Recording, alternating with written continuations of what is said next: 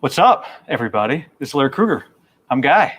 We're at Levi Stadium. We're hanging out. There's an hour between Kyle Shanahan talks, then there's media availability in the locker room, and then there's practice, which Larry likes to go out and count every active player. That's right. And so I said, Larry, why don't we do a little stream? And Larry said, it's a great idea. And so here we are, and this is on his channel, Picking a Pickle, our channel, Haberman and Middlecoff, YouTube. Tito's.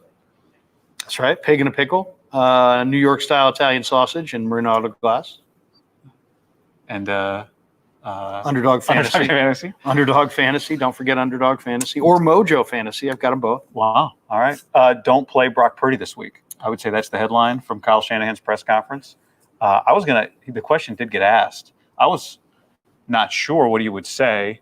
He sounds like he's going to be the emergency third quarterback. Right. But if it comes to that, he probably would only hand off. Right. Which would be, it'd be a pretty dramatic day. But he is going to get, it begged the question, well, how are you going to practice? Like, is he going to be your scout team quarterback? And he's going to get half the reps. So they're going to practice it like he's going to get a lot of practice. And Kyle, I thought the biggest takeaway today, Larry, he was adamant that 2 weeks off is no good for anybody, even Trent Williams.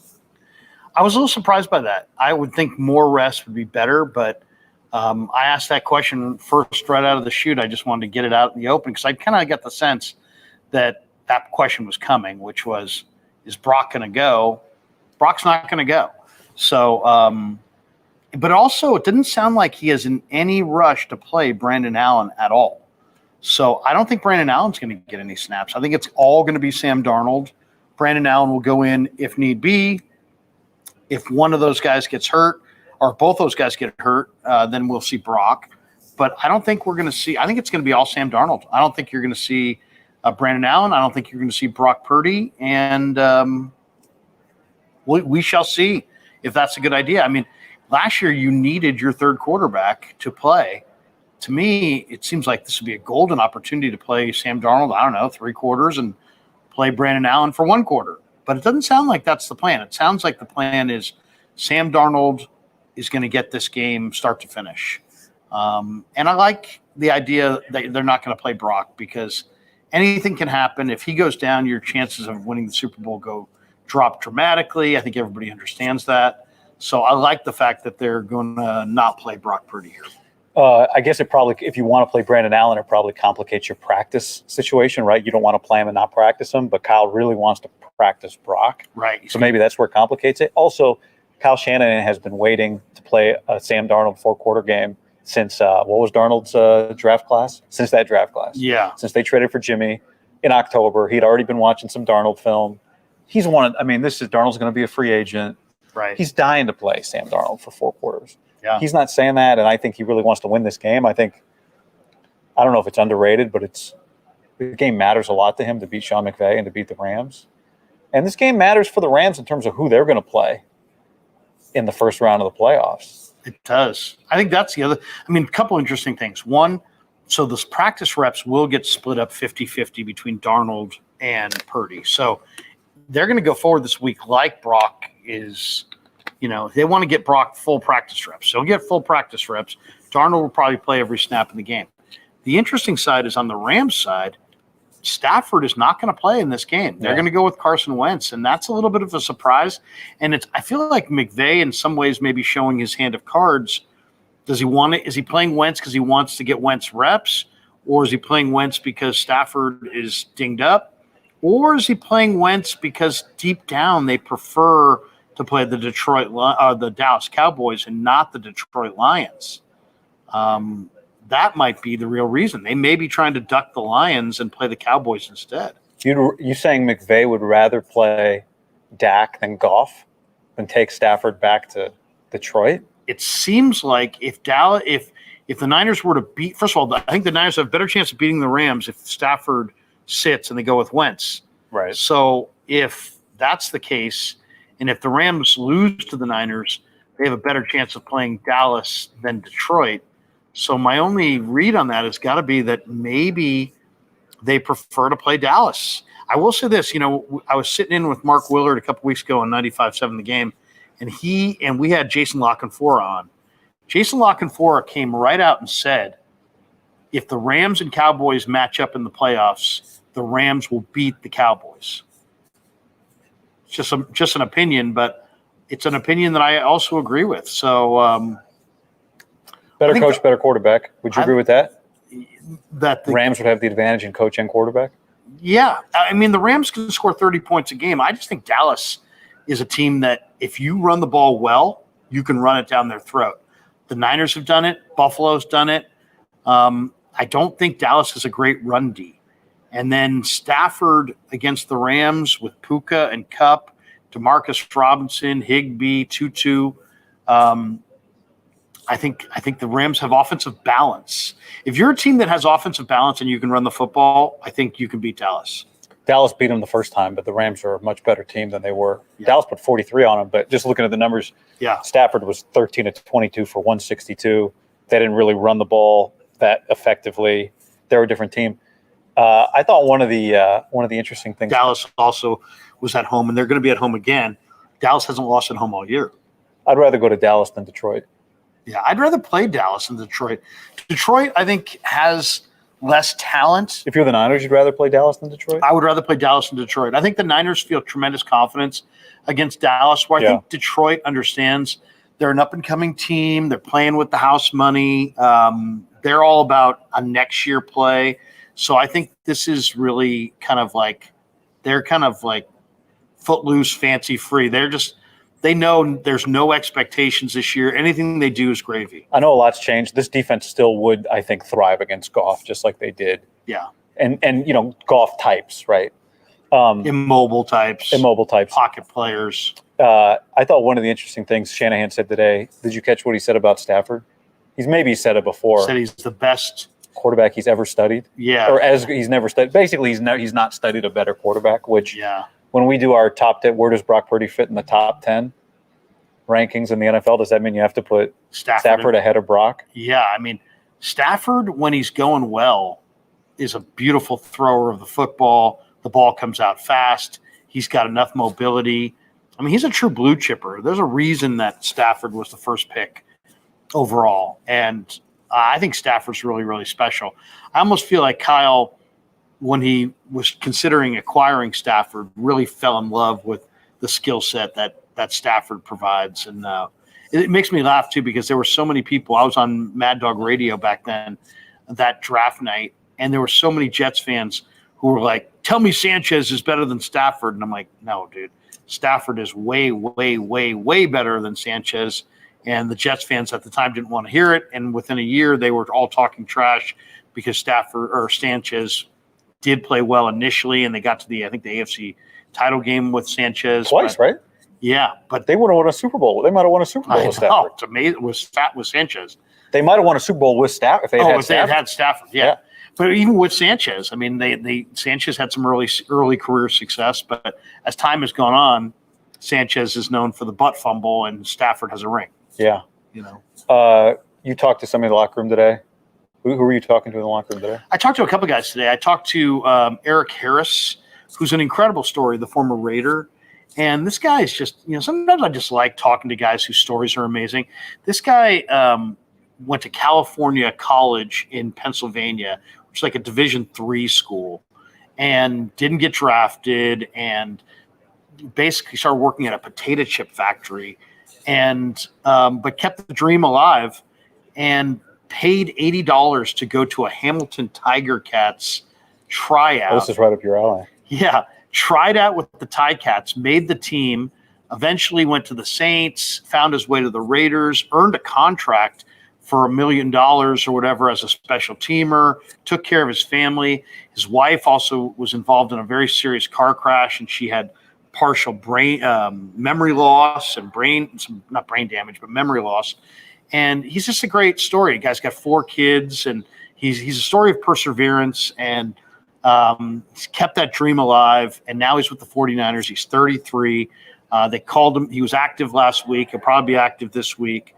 And it's just you think of this as a throwaway game. It's not a throwaway game for everybody. For some people, this is the Super Bowl, and Eric Harris is one of those guys. And I just wanted to tell his story and touch base with him. Really interesting guy. And then I talked to Tay Martin, who I'm a big fan of as well. Tay Martin was a great wide receiver at Oak State, And he And is Washington State before that. And Washington State before that. And he transferred because of the pandemic, didn't think he was going to get a chance to play, went to Oak State, really was a star player in two different offenses in two different conferences. And he's really a very good receiver, except you have Debo and JJ and Aiyuk and Ronnie Bell and all these guys in front of him. Tay Martin has great ball skills. He's 6'3". He runs fast enough, like requisite speed, not great speed, but requisite speed. He could be a 100-yard. He could have a 100-yard day in Week 18. He's got those kinds of ball skills, and all he's going to take is one game like that to kind of put him on the map for pro personnel directors. And so we just talked about where he's at and the choices he's made. And I said to him, "Hey, look, you could have played for a different team and been on the field by now. Instead, you chose to be here, and you're sitting behind great players. How do you view that decision? Do you think about it?" And he's like, "Yeah, I do think about it, but I think I made the right decision. I've developed my game. I've learned." He says he's learned a lot from watching Brandon Aiyuk. So I'll be rooting hard for Tay Martin. I told him, I said, "Man, you got a 100-yard day in there. I know it's in there." And, we're buddies because I've been interviewing him for the last year and a half on the practice squad. I was a big fan of his in college. So I really like talking to him, and he's a good dude. And I'm these are the kinds of guys that, it's Week 18. These guys are going to get an opportunity to shine, and hopefully they can for themselves and their families. Yeah, it's, Kyle was asked, I thought it was a good question. I don't remember who asked it, but is this closer to preseason game planning or not? And the answer was like, yeah, because they might actually play the Rams very soon in their first game, right? It might be January 20th. I talked to Aiyuk today. He was shooting jumpers. Yeah, I saw you guys. Aiyuk spends a lot of time shooting jumpers. And I was like, "Hey, you have a second?" He said, "What do you want to talk about?" And I just showed him the video of him blocking Patrick Queen in the Ravens game. Yeah. He's like, "Okay, we can talk." Yeah. So we talked about just receiver blocking and how he never had been asked to block ever in his career. Yeah. Certainly wasn't asked to block in college at Arizona State, wasn't asked to block in junior college, wasn't asked to block in high school in Reno. And I said, "Well, what's the number one requirement of being a good blocker?" And basically, anger. Yeah. Anger. So you're angry. He said, "I'm going to start getting angry." He said he's going to start getting angry for the Rams game, watching film this week. He will start building up his anger. And then whoever he has to block on that particular play, he is angry at that person. So he, I got the sense that he thinks he might have to block Patrick Queen again. That's kind of what everybody's picking right now is the Niners-Ravens rematch. If you look at the pro, we're doing this before the Pro Bowl votes will come out at 5:00. Did you see the Pro Bowl voting? I did. The fan voting. Niners have a leader in like 14 different positions or something like that. And Aiyuk's number one in the NFC. One thing I want to talk to you about today, Larry, was John and I talked a lot about, obviously, as everybody talks every day, about Brock. Yeah. But specifically, like, not what he's done, what has he proven, what has he still yet to do. And, on the to-do list, I would say, is against the elite defense, making the right plays. The Ravens and the Browns. And there's no part of me that thinks he can't do it. In fact, if the Niners and Ravens were to rematch, I would, depending on how it looks when they get there, I'd likely pick the 49ers in a rematch. I would too. But it doesn't mean that he still has he has proven that he can go and beat that team. Or maybe in your mind he has. How do you sit with that? Because I think it's, I said it was a little bit of gray area, and some people pushed back on that idea of there being any gray area. And to me, like, here's Josh Allen's been in the league 6 years. Lamar's been in the league 5 years. And these guys are constantly having to prove it again and again and again. So that opinion by me is not Brock specific. It's just quarterback specific. Like, until you've really gone and done it. So where are you with Brock coming off the Ravens game, coming off the Commanders game, and just kind of like what it takes to win a Super Bowl? Because that Pro Bowl thing, like when you have 10+ Pro Bowlers, 94 team had 10+ Pro Bowlers. And the 84 team had 10+. 95 team had 10 not plus 10 Pro Bowlers. Like, your job is to go win the championship. Yeah. Well, it's interesting, Guy, because it's like I feel like Brock is not the player that people bill him as. They look at him and they judge the book by the cover, and they say, he doesn't throw it down the field, and he's a check down guy, and he's the opposite. He's a if you really want to say, give me somebody that he reminds you of, he kind of reminds me a little bit of Brett Favre coming out of Southern Miss, in that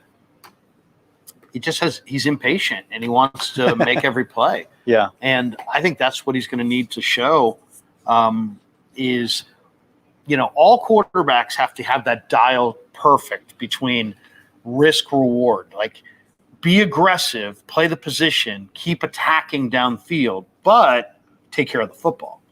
And it's just a matter of, I thought it was interesting what Kyle Van Noy said in his podcast after the Ravens game. Hey, we have the solution to beat Brock and the 49ers. That's basically what he said, and other teams ought to copy us. And all that I got out of that was, when I watched the All-22, is that the Ravens blitzed corners off the edges, dropped linebackers deeper into coverage, dropped their safeties even deeper, had basically tried to figure out what windows does Brock want to throw into, and then just pack as many people in those windows as they possibly can, and then just be alert and aware in a zone and try to break cleanly on the football. There was no real secret, but that in and of itself could be a secret. So how do you counter that if you're Brock Purdy and you're Kyle Shanahan? I think you counter that by being patient and taking the check down, understanding that more minutes that you can log on the field, the more minutes they have to play defense. The more minutes they have to play defense, the less energy they have. So, and also I thought in this Commanders game, Brock looked really uncomfortable guy in the first quarter. I felt like he threw some balls that weren't great. And I just feel like maybe there are more defenders in the middle of the field, and that maybe a few more corner routes, a few more out routes, a few more outside the numbers patterns might be something he has to focus on. Those are all throws he's capable of making. But if I would say anything, I'd say, he's an anticipatory thrower. And the way to counter that is to anticipate where he's going to throw it and try to flood those zones with defenders. And I think for him, it's just be really sure before you let that ball go what you're throwing into, that you have a full account of the defenders, that you know what defense you're looking at, that you understand what coverage they're in, and that you're patient. I think patience is going to be the key for him. At the end of the day, he's still a 24-year-old quarterback who's in his second year, and he's an aggressive quarterback. He's thinking aggressive. You can even see it in his eyes when they show the TV copy, and you're getting a chance to see his eyes looking at the field. He really spends a lot of time looking down the field. He never looks at his check down guys. He'll just go to them at the last second. He's looking downfield. All right, I'm checking it down. Like, he's aware of his check down guys, but he's not looking at them. So I just think that he's going to have to show patience if teams defend him the way the Ravens and maybe the Commanders did. And I think that's going to be a challenge for him, to be honest. And I think for Shanahan, he's going to have to maybe throw a few more patterns that are not in breaking routes, that are out breaking routes, and try to keep the defense a little bit more honest. I worry that you overcorrect trying to make that adjustment at this point in the year. I thought what happened early against Washington, that first drive stalled out a little bit. Yeah. Their first two throws of that game they were easy throws, simple throws. Right. And I thought they came out very under control. Like, I don't think it was so much about let's get Brock his confidence. I thought he had his confidence. But I thought it was very kind of, let's not do anything crazy here early. The irony is that his confidence, even if did you think he got rattled a little bit in the Ravens game? I think most people do. I don't think rattled is the right word. I just think that sped up. The irony was through it all, whatever rattled, sped up, he still came out after every mistake and made good throws. Like, he came out and hit Debo over the middle. He came out and hit Kittle over the middle. He made some really excellent throws in that game. And I don't know how many of those 4 interceptions. There were the 4 picks, and there was the 5th. Willie Snead kind of gets, hit coming out of his break, and the ball hits the defender in the face. And maybe if that's Jauan Jennings, it's a different play. But they still hit 11 plays at 20 yards or more in that game, more than they've hit in any other game, air yard throws, in any other game this year. So, I think he's a lot closer. I'd be careful overcorrecting on the Ravens, because I think part of what makes him so special is he does make the decision so fast. Mm-hmm. Yeah. And he makes the decision very quickly. He's processing very quickly. He does. And, their defense, I thought, held up and helped. I thought Washington was a version of him that was just kind of dialing it back a little bit early on. Then they started getting it going again. But I'd worry about overcorrecting, trying to get him to be too patient. If I were, the coaching point to me would be, let's make those adjustments, whatever adjustments they are, but also let's throw that game in the trash can. Like, Brock, if you play that game 10 more times, you're going to throw 3 touchdowns and 1 pick in 8 of those games. You know what I mean? Well, like, that's what I'd want him to feel. I asked him about it the Wednesday, or I guess the Thursday after the Ravens game. I said, do you feel like after watching the film that you have the answers to a lot of the issues that the Ravens kind of, brought up by the way they defended you? And he said, yeah, I feel like we have the answers. I feel like it was on me. I feel like I didn't execute the way I wanted to.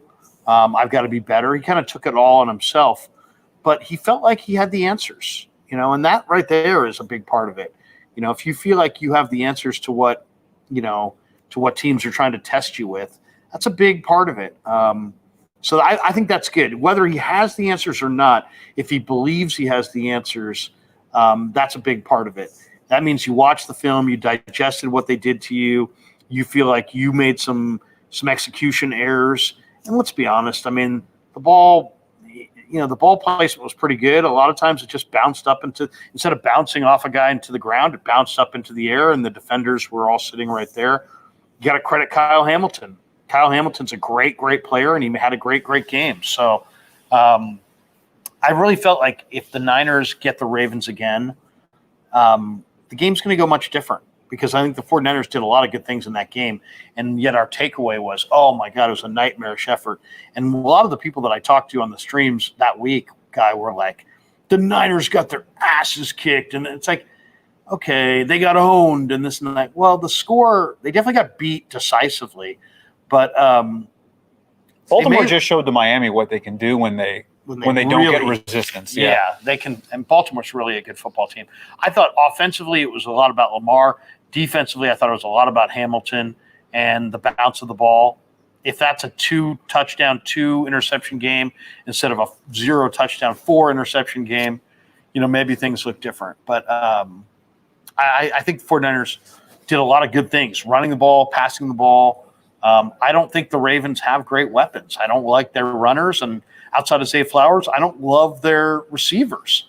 So I like the Niners' chances if they get them again in Vegas. Yeah, any other takes we should unload today? This is on your channel too. You can. Yeah, I think the 49ers really. I think I've had an appreciation for Eric Armstead, but I think I have more of an appreciation for Eric Armstead today than I did even 3-4 weeks ago. Just you talk to the players, Javon Kinlaw, T.Y. McGill, the other defensive linemen, they hold him in such high regard. He's such a vital player for them against the run and the pass. And I just think that his health is obviously vital. And then I would also, if there was one more question I was going to ask today, it's like, I don't understand why Dre Greenlaw doesn't get Pro Bowl consideration. He's never been in the Pro Bowl. He doesn't look like he's among the leaders this year. He probably will be on the outside looking in. I don't get that. To me, he seems like a vitally important player. He's a tone setter. He's a hitter. He's great against the run. I think his freshness, I think, is really important. So I think he'll probably play in this game, but they'll probably get him off the field quick for D. Winters, Jalen Graham, Demetrius Flanagan-Fowles, Curtis Robinson, anybody else they have. But I think getting Dre fresh is a major part of the Niners finishing this thing and winning the Super Bowl. Did you see the tweet Daniel Jeremiah had yesterday about the Niners and Ravens? No. We're not playing a home game here on the road, so we're at Levi Stadium. I'm not going to share screen, whatever. But what he tweeted was fun to look at how the Niners and Ravens built their teams. One thing that stood out to me is the commitment to off-the-ball linebackers. So many teams have devalued the spot, and they're invested in it. Those 4 dudes are incredible players, and they shut down the middle of the field, run and pass. And I just, reading that, one thing I thought was just how beat up the Niners are up the middle of the defense between Armstead. Obviously, Hargrave came back. You lose Hufanga. Jair Brown's dealing with the knee. Greenlaw could use a blow, of course. And how critical, if you play the Ravens, how critical both those spots on both sides are going to be. And that right now it feels like the Ravens are healthier than the Niners are. Yeah, Queen and Roquan that group. Queen and Roquan looked like they were fresh, like it was week 3 or 4. Niners looked tired last week. Niners have looked tired, I think, really ever since, gosh, probably say the Minnesota game. I mean, they've had games where Before the bye, they looked tired. Then How they are they looked tired fresh. before the bye? Well, they looked tired going into the bye. Then Yeah. they looked tired after 2 or 3 weeks after the bye. Just because of the way they play, you think? They're so physical. They're so fast. They're asking those those second level defenders to do so much. And this goes back to Bowman and Willis. Yeah. And they asked Bowman and Willis to do a ton. To me, when you have guys who run 4.5 and they're instinctive, and those are very valuable players. 4.5 speed is great, but if you have poor instincts, you're just further away from the play.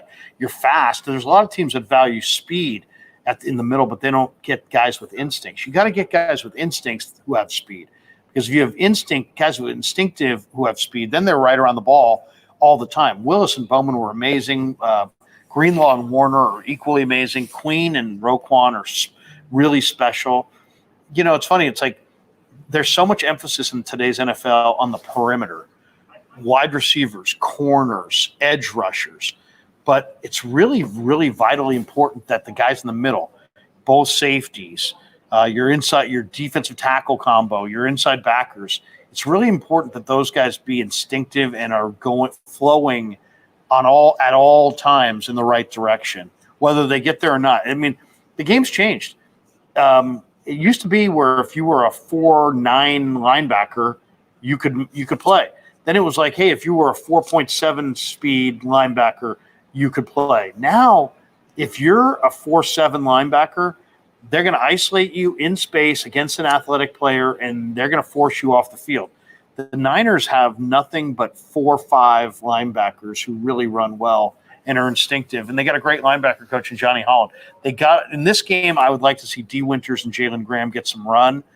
I think those guys are the future, but I think those guys are also the key to keeping Warner and Greenlaw fresh. You give me a fresh Warner and a fresh Greenlaw in the playoffs, I'll take my chances with the 49ers. Last question I had, I don't, unless you want to go out to practice right now. No, whatever you want. I think one thing I've thought about all year, I think a lot of people have, is the secondary good enough to win a championship? Yeah.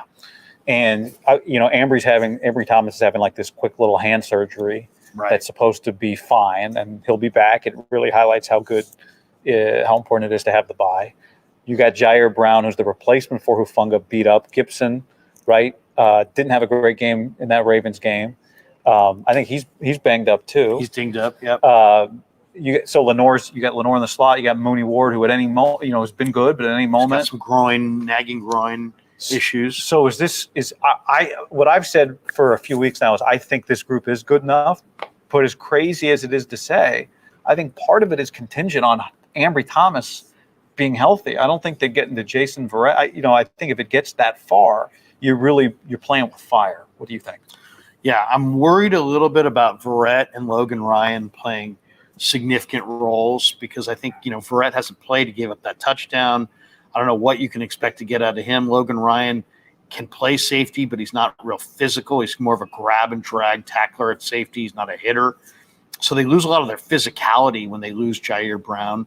I would rather them coach up Darrell Luter and Samuel Womack and get those guys on the field, because I see the upside potential. Those guys have great talent. And I think both those guys have the ability to make plays and be significant players. So it's a very young secondary guy. I mean, Jair Brown, very young. Luter's young. Womack's young. Lenore's young. Ambry's young. These guys are all either rookies, first or second or third year players. They're really relatively young, but there's a lot of talent there. And if they can, I would rather lean on that youth and try to coach them up and live through their mistakes than go to more limited veterans like Verrett and Ryan. And maybe, you might need them all. And we're going to see them all in this game, I would imagine. But I feel really good about what I'm seeing out of Womack and Luter in small doses. And I would like them to trust that their young DBs can do the job. And to me, the Niners, if they're going to win the Super Bowl, they're going to need the young DBs to kind of play to kind of grow up fast and play at a high level in some high pressure games. And it's not a given. It's absolutely not a given. So, but I like the talent. I love Jair Brown's talent. I think he may be better than Hufanga. And I really love, Lenore, the way he's come on. Mooney's playing great. He's probably going to make. You think a he's Pro better Bowl. than Hufanga right now, or just will be better than Hufanga because of his ceiling? I think he's better than Hufanga right now, to be honest, because I think Hufanga is not as sure of a tackler. I think there's more. Jair Brown's more of a hitter. I think Jair Brown is smart, not as smart as Hufanga as far as the way he sees the game. Hufanga would anticipate the mesh point in the handoff and literally arrive right on time. And Hufanga's got some playmaking ability where he understands how to arrive exactly on time. But Jair Brown's got great nose for the ball in coverage, and he's almost like an extra linebacker in the box. So I kind of like the skill set that Brown brings. And he might be healthy enough. He might be healthy enough by January 20th. Yeah. I mean, we're going to find out. The nice thing about Jair Brown, too, according to the coaches, he's healing fast. He's a fast healer. He's a fast healer. He's a young guy. And he's a very confident player. I was talking to Eric Harris today about him, and he said, you know what? People don't realize how good of a player he is, and that 2 years from now, Jair Brown's going to be one of the best in the league. That's good to hear. You had Tay Martin this week. My guy this week is Ronnie Bell. Yeah. Ronnie, remember him and Darnold in the preseason connected. Darnold hit him with that deep ball. Where was that? Was that Minnesota? Minnesota in the preseason? What game was that on the road? Dome game. Was it Atlanta? No, I don't remember. Whatever it was, right sideline ball. I don't have their preseason schedule in front of me, and feels like a lifetime ago. But Darnold hit him with a go ball in the preseason that was it's at the bottom, I think. That was a big throw. Maybe it was the Raider game. It was the Raider or the Charger game. It was an indoor game, but it was the Raider game. It was week 1 of the preseason. So I like Ronnie Bell. The other reason I like Ronnie, one thing I would try to get Ronnie Bell involved offensively this week. Mm-hmm. I didn't love the hesitation he had on that punt return a few weeks ago, and this guy's not just a punt returner. He is a wide receiver. I think he's a better wide receiver than he is a punt returner. So all those confidences can work together. Yeah, I think, and I would get him the ball on offense, knowing that I may need him to return punts. Yeah. Now he covered the ball up well last week. He did a good job with it. Maybe Ray will be back, and it won't matter. But Ray had his practice window open today, so he'll be out there today, and they have to decide in 3 weeks if he's going to be up or not. But I'll tell you, the one thing that the 49ers have that's unique is that usually the back end of your receiving core are not guys that have elite ball skills. But when you talk Tay Martin and Ronnie Bell, you're talking about guys who are good route runners. This happened to me the other day. Good route runners and really good ball skills, like well above average ball skills. So I would not, like if they had to have Ronnie Bell make a key catch in a key situation, he's totally capable. And so is Tay Martin, as far as when I say capable, of running the right route, catching the ball in a crowd, taking a hit, holding on. These are advanced receiver. Your ball skills are really challenged in tight moments when you catch the ball in a crowd, have to take a hit. And both those guys catch it very cleanly and purely. So I think they can make plays. I'm excited to see what Ronnie Bell and Tay Martin do here in Week 18. Jauan Jennings being back in 3 weeks would be a big deal. Yes. Jauan Jennings is also, in some ways, the toughest guy on the team. How many receivers do you say, oh, yeah, it's the toughest guy on the team? But I went around the room earlier this year, and I was saying to a couple different guys, hey, if you're in a bar fight or you're in a rough spot, and you're playing for Harbaugh's Niners. Yeah, you got to have some guy up here roll up and defend you. Who are you going to go with? And I heard a lot of Kinlaw, a lot of Greenlaw, and a lot of JJ. Yeah. Jauan Jennings will fight you, and that's what makes him tough. He ran 4.76. That's a really really slow time. But for some reason, it doesn't really matter. He's field fast. He's dependable. He's tough. He's a good route runner. He's not afraid to take a hit. All of the Niner receivers run across the middle of the field like they freaking own it. And you saw George Pickens the other day. Look, he didn't want to block, and there's a lot of diva receivers that don't feel comfortable running in the middle of the field. The Niners don't have any of those guys. Mentally tough and physically tough. I mean, I think to be a guy who doesn't see the ball for 3 quarters and then on 3rd down and 7 in the 4th quarter the ball's coming to you, or you know, I mean, we don't. JG's had some of the biggest catches Yes. in the playoffs. How about some of those out routes? He had one in Dallas. I think he had one against Green Bay. You know, you're talking about I gotta have it. You know, like the 49ers have Debo and Aiyuk and Kittle. Those are 3 awesome receivers. But all 49er fans understand that if the game's on the line and it's the 4th quarter and it's 3rd and 7 and the season is on the line and you throw it to JJ, there's not a Niner fan in the world that would question that because he's that solid of a receiver. I'm just noticing now we're streaming on both channels, but since I initiated the stream, only my name is on the screen, so I apologize about that. That's all right. Jauan Jennings has 19 catches. Mm-hmm. I just looked. Did you see how many of them are first downs? No. What would be your guess? Oh, I would say 11. 12. Okay. Yeah. I mean that to me that tells the whole story of this guy. Yeah. First downs and touchdowns. That's what the guy 19 catches? Like, I'm pretty sure every game I see him make 3 big plays. How does he only have 19 catches? But, you know, and blocking, obviously, is a big part of it, too. He's an amazing player. And it's funny, you talk to Tennessee fans, you know, you looked at that 40 time, and you're like, wow, this guy's kind of slow. And then you looked at the round he was drafted in. And then The 7th. Yeah, the 7th round. And then you talk to some of those Tennessee fans, and to a man, they're like, oh, man, you got a good one. Well, he had that Hail Mary catch, right? Yeah, he's like a made man in Knoxville. I mean, that guy could be like the mayor of Knoxville someday. 7th round, and then we didn't see him his rookie year, right? Right. It wasn't like Aiyuk or Dante Pettis who were expected to come in and do something. He redshirted, and then you watch him and went, oh my God, maybe he should have been playing. He blocks, he catches in a crowd. He's in his route running on the essential routes, like an out route that where he's under pressure. You know, he just comes up big. He does not play with any fear. To me, that's one of the most discernible traits of this 49er team that stands out compared to other teams. And you don't really notice it until you watch other teams week after week, is that Kittle, McCaffrey, Juice, Debo, Aiyuk, Jennings, all of their top-tier weapons, you can throw it to them in a crowd, they can catch it, take a huge hit, hold on, and they can do that repeatedly, and it's like that's the norm. And those are hard guys to find. There's all kinds of receivers out there that make great catches, but in a crowd, after a big hit, the ball comes loose. These guys run across the middle like they own it, and it's impressive.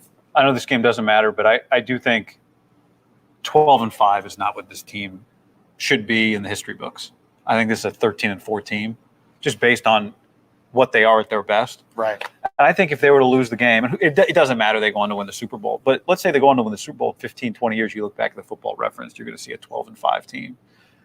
It's like you're almost number one in offense and number one in defense. They're not number one in both, but like that level of team kind of all year long, this team deserves the record book. This team in the record books deserves to have 13 wins, I think. So for that, among other reasons, I think I'd like to see them win. I think my favorite 49er team of all time was the 88 Niners, who went 10-6, got hot at the end, and were unstoppable in the playoffs and beat the Bengals in Super Bowl 23. And it's the way you play, the day you play. It's what kind of momentum you have at the end of the year. I've seen 14-2 Niner teams get upset in the playoffs. I've seen 10-6 Niner teams win the Super Bowl. So it's really just about locking in and focusing and playing big in the playoffs and getting momentum. It's like I think Shanahan has learned a lot compared to the beginning of his run here, where he understands that it's really the most important thing is how your team is playing once you hit the playoffs. How fresh are they? How rested are they? How healthy are they? How focused are they? And to me, this feels like their best chance to get the ring. There are other good teams. Wouldn't say there's not, but I don't think there's a team out there that 49ers would not expect to beat. in the playoffs or the Super Bowl. All right. Anything else before we go? No, other than good to see you. And Good to see you. I enjoyed you sitting in with JD on KMBR. I heard your guys' interview with Kurt Warner was fantastic. And I loved what Warner said to you guys about Purdy. And I did a whole video on it. And it's like, I just feel like Kurt kind of understands what makes Brock really good. I thought in that interview with you and JD, he kind of spoke to it, about what you're really looking for in a quarterback and what stands out to him about Purdy. And it just seems like he, more so than some other people, just has a real good understanding of, he doesn't get wowed by, the finals. I mean, it's like Brian Billick one time said in an interview on KMBR, he said the hardest thing to evaluate is the quarterback versus what's going on around the quarterback. And sometimes it takes an NFL quarterback to watch the film and kind of assess the quarterback's job or the quarterback's performance versus what's going on around. And I thought in that interview, he kind of did a little bit more of that. He kind of put a lot of what we saw from Brock in that Ravens game into perspective. It was after the Ravens game. It was after the Ravens game. Yeah. Yeah, it was good stuff, man. Yeah, it was good. All right. Well, if you're watching on Larry's channel, like and subscribe. If you're watching on my channel, like and subscribe. And we didn't get, usually I know we spent some time on comments. You do, I know, and I do too. But that's all right. Today is a little bit of a. We're sitting in the dark here at Levi's. We're sitting in the dark at Levi's. Yeah. So.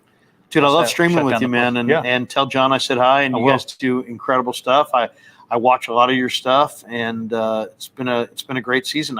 You guys put out a lot of good content. I know a lot of the people in the chat who I'll hear, hey, I like this guy, I don't like that guy. They always love when you and John stream on the Krueger show, and we'd love to do it on a regular basis. Let's do it again. Yeah, let's do it soon. Yeah, all right, absolutely. Cool. Thanks everybody. Thanks to Kevin. Yeah, my son. I've never gotten to work with Kevin before until today. Oh, I'm telling you, he's the key to my channel. Absolutely the key. He's the MVP. He's the boss. I call him the boss man. Boss man. Thanks, boss man. Kev. Thanks for making sure that, sometimes when I go solo in kind of a non-home game situation, I spend a minute getting my audio right, which is awful, terrible. So we got this dialed today. All right. Anything else? Goodbye. No. All right. Bye, everybody. Go Niners. Thanks, beat everybody. The Rams, and Niner fans get ready for hopefully a deep playoff run. It should be fun. All right. Later.